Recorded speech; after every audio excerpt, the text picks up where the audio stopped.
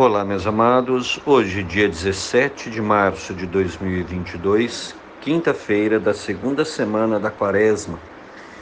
Evangelho segundo Lucas.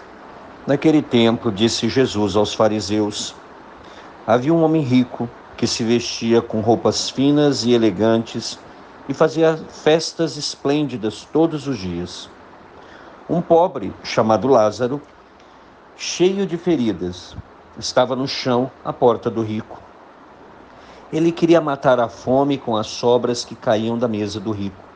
E além disso, vinham os cachorros lamber suas feridas. Quando o pobre morreu, os anjos levaram-no para junto de Abraão. Morreu também o rico e foi enterrado. Na região dos mortos, no meio dos tormentos, o rico levantou os olhos e viu de longe a Abraão, com Lázaro ao seu lado. Então gritou: Pai Abraão, tem piedade de mim. Manda Lázaro molhar a ponta do dedo para me refrescar a língua, porque sofro muito nestas chamas.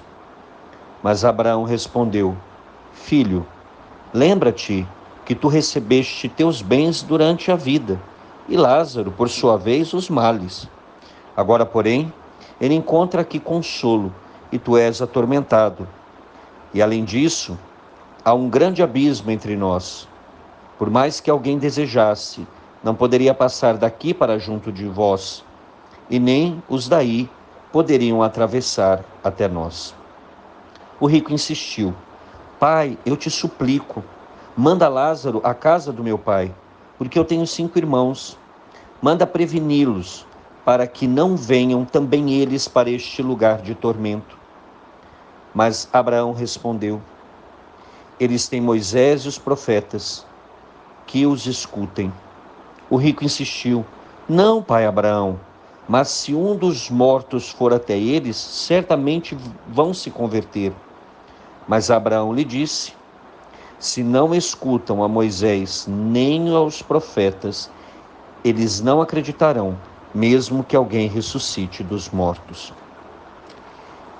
É uma parábola muito conhecida e aqui tem vários ensinamentos. Primeiro, Jesus está se dirigindo aos fariseus.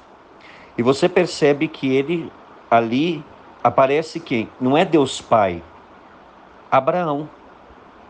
Abraão é quem recebe esse homem miserável, esse pobre, cheio de feridas, Lázaro. Engraçado, Lázaro tem nome, o rico não tem.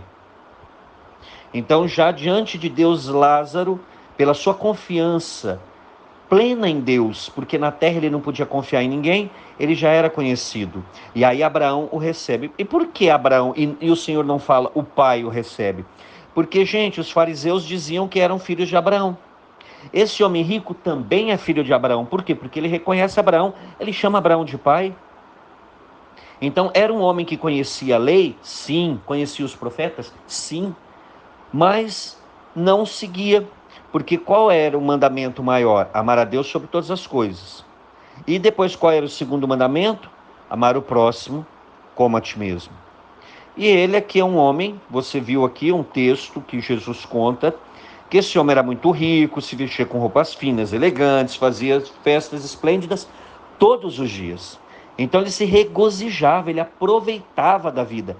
E era tão egoísta que não estava nem aí para o Lázaro, esse pobre, cheio de feridas, que ficava no chão na porta do rico.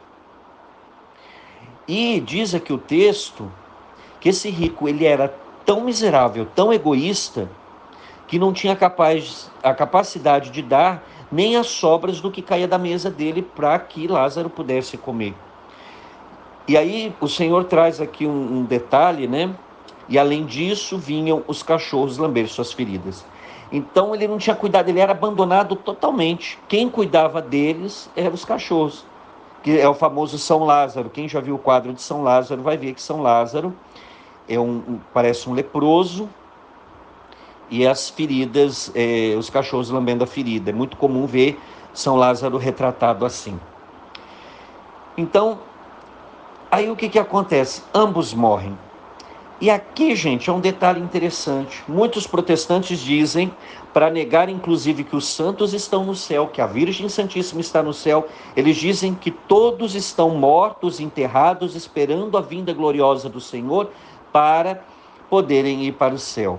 Sendo que lá em Apocalipse fala das almas que estão embaixo do altar, clamando dia e noite que o Senhor faça justiça. Está lá no Apocalipse. E aqui o Senhor fala que ambos morrem, e um é levado pelos anjos até Abraão e o outro é levado ao inferno. Ué, por que eles não ficaram no túmulo, então, como alguns protestantes afirmam? Porque o Senhor ia mentir? O Senhor ia mentir que a pessoa, ela depois da sua morte, ela vai para o céu, vai para o inferno? Então a nossa alma já está no céu daqueles que já faleceram, estão em Deus, é que nós chamamos de igreja triunfante. Nós que estamos aqui na igreja padecente porque ainda está lutando, a igreja militante, porque ainda está lutando, e a igreja padecente, que é o purgatório, que do purgatório vai para o céu, vai fazer parte da igreja triunfante. E aí, então o texto diz: quando o pobre morreu, os anjos levaram-no para junto de Abraão. Então tanto o pobre quanto o rico eram filhos de Abraão. Morreu também o rico e foi enterrado. Olha o detalhe. Provavelmente o pobre não foi enterrado, foi jogado em qualquer vala, em qualquer lugar, porque não fala que ele foi enterrado. Nem a dignidade de um túmulo ele teve.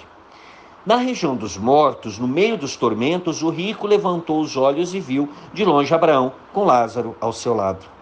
E aí ele grita: pai Abraão, tá vendo? Pai Abraão. Então ele conhecia.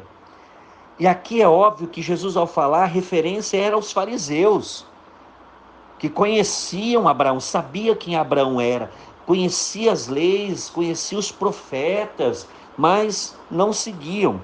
Que sempre foi a crítica de Jesus, a hipocrisia deles, de falarem, mas não fazerem.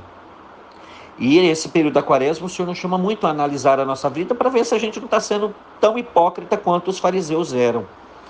Aí ele fala, né? Pai Abraão, tem piedade de mim, manda Lázaro molhar a ponta do dedo dele na água para me refrescar a língua, porque eu não estou aguentando esse tormento. Estas chamas estão me incomodando. Aí o Senhor fala: filho, olha, Abraão vai chamá-lo de filho. Filho, lembra-te que você só recebeu os bens aqui na terra. Na terra se aproveitou a sua vida, nunca se preocupou com nada e com ninguém.